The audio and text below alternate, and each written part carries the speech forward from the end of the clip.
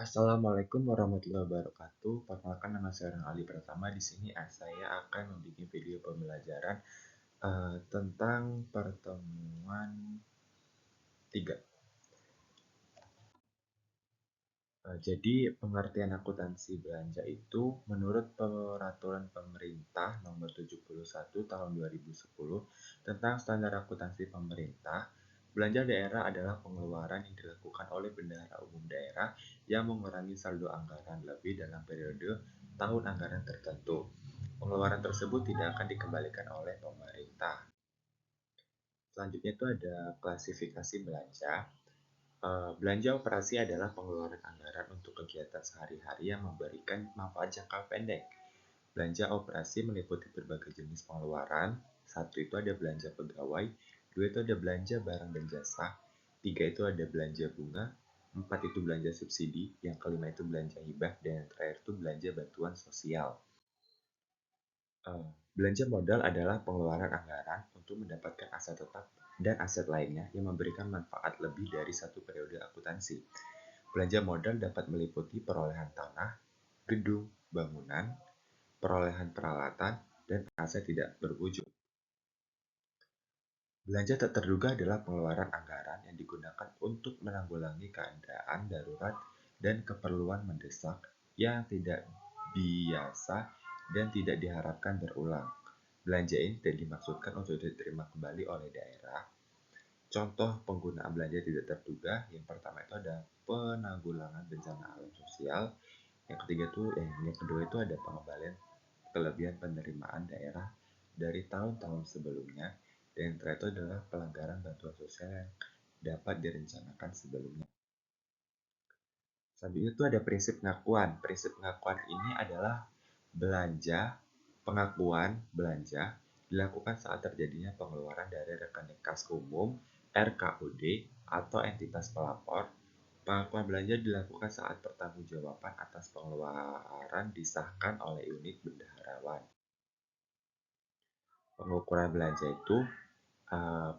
belanja dilakukan dalam mata uang rupiah. Yang kedua itu belanja diukur dalam mata uang asing, harus dikonversi ke rupiah dulu berdasarkan kurs tengah Bank Indonesia pada tanggal transaksi. Yang ketiga itu pengukuran belanja dilakukan berdasarkan realisasi klasifikasi yang ditetapkan dalam dokumen anggaran. Yang keempat itu pengukuran belanja dilakukan berdasarkan asas bruto. Dan yang terakhir itu pengukuran belanja dilakukan berdasarkan nilai nominal yang dikeluarkan dan tercantum dalam dokumen pengeluaran yang sah. Selanjutnya itu ada pencatatan belanja barang dan jasa. Pencatatan barang dan jasa dapat dilakukan dengan menggunakan pendekatan beban atau aset. Pendekatan beban yaitu setiap pembelian barang dan jasa dicatat sebagai beban jika digunakan atau dikonsumsi segera.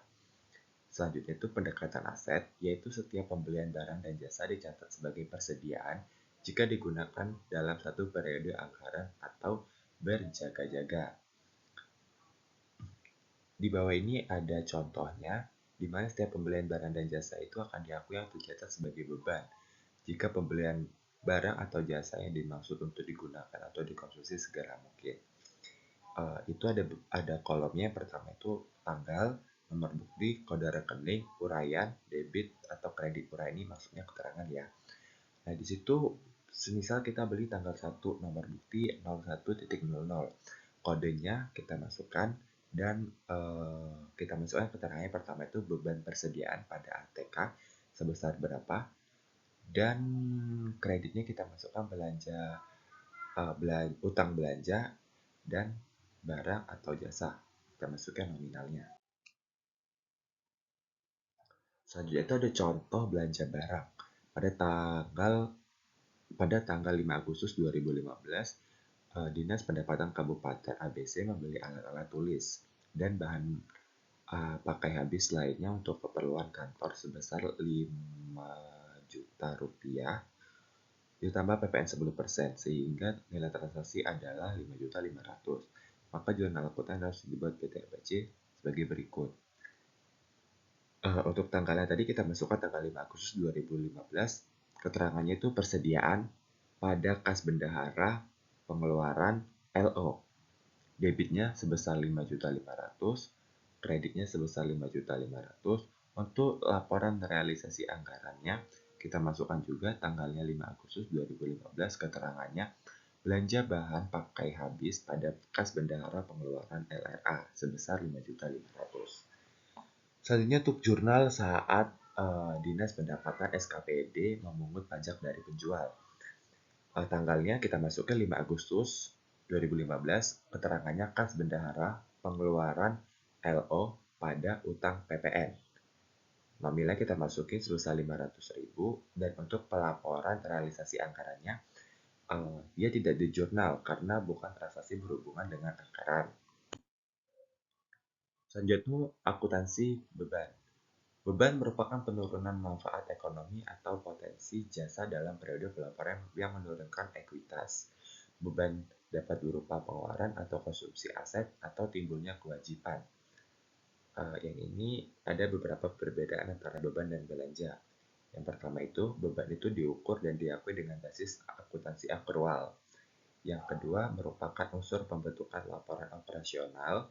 Yang ketiga itu menggunakan metode akun 9. Sedangkan untuk belanja sendiri itu diukur dan diakui dengan basis akuntansi kas.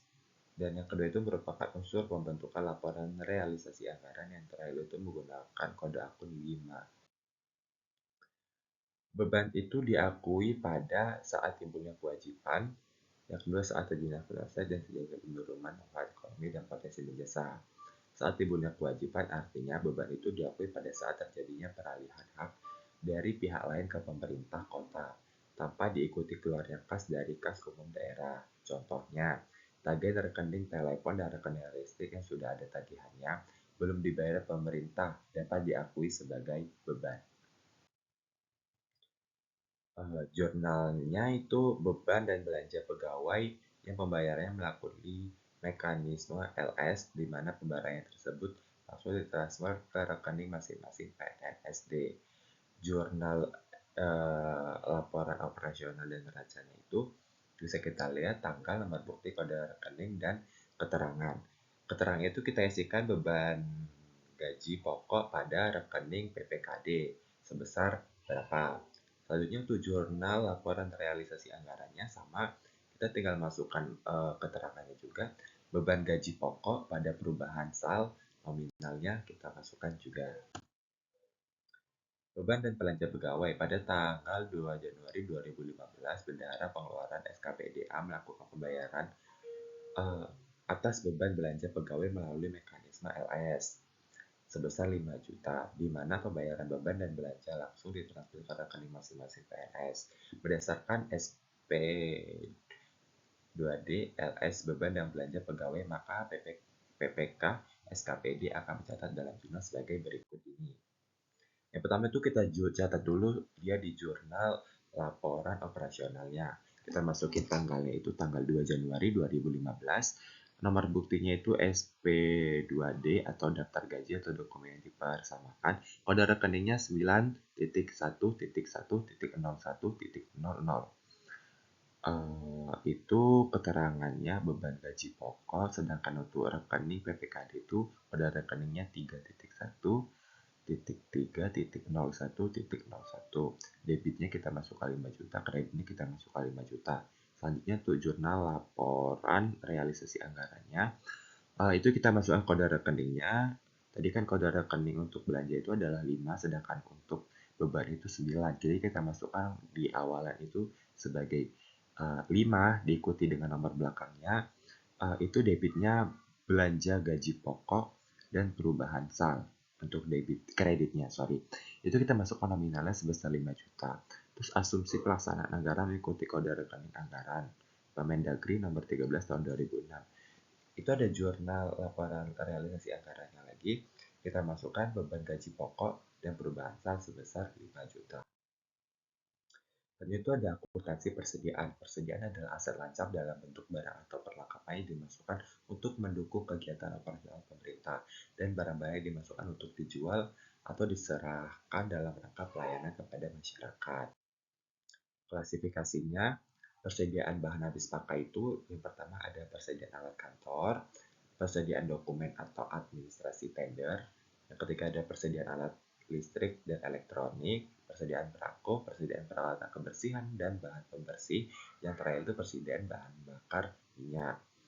Sedangkan untuk persediaan bahan atau material itu ada persediaan bahan bangunan, persediaan bahan atau bibit tanaman, dan persediaan bibit ternak.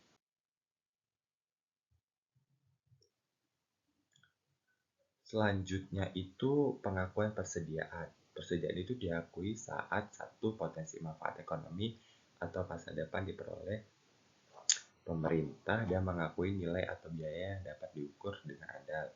Yang kedua itu telah diterima atau hak milikannya dan atau penguasa itu berpindah.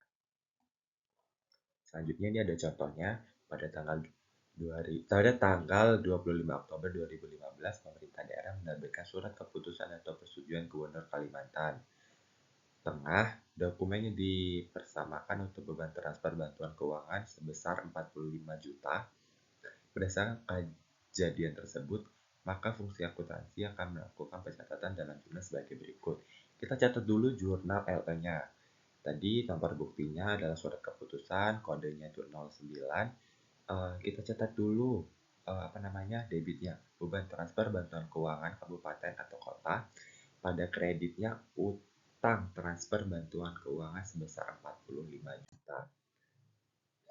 Terus selanjutnya itu pada tanggal 15 November 2015, pemerintah Provinsi Kalimantan Tengah melakukan pencairan dengan menerbitkan SP2DLS dan kemudian dilakukan pembayaran sebesar 45 juta kepada penerima beban transfer bantuan keuangan. Berdasarkan kejadian tersebut, maka fungsi akuntansi akan melakukan pencatatan sebagai berikut. Di sini kita masukin dulu jurnal LO-nya. Nomor buktinya SP2D atau dokumen yang dipersamakan. Untuk kreditnya itu utang transfer bantuan keuangan. Kreditnya pada kas di kas daerah sebesar 45 juta. Selanjutnya itu jurnal LRA-nya. Itu kode rekeningnya 5 karena aja bantuan keuangan kabupaten atau kota pada perubahan sal sebesar 45 juta. Mungkin itu saja yang dapat saya sampaikan. Lebih dan kurangnya saya mohon maaf. Saya Eri. Wassalamualaikum warahmatullahi wabarakatuh.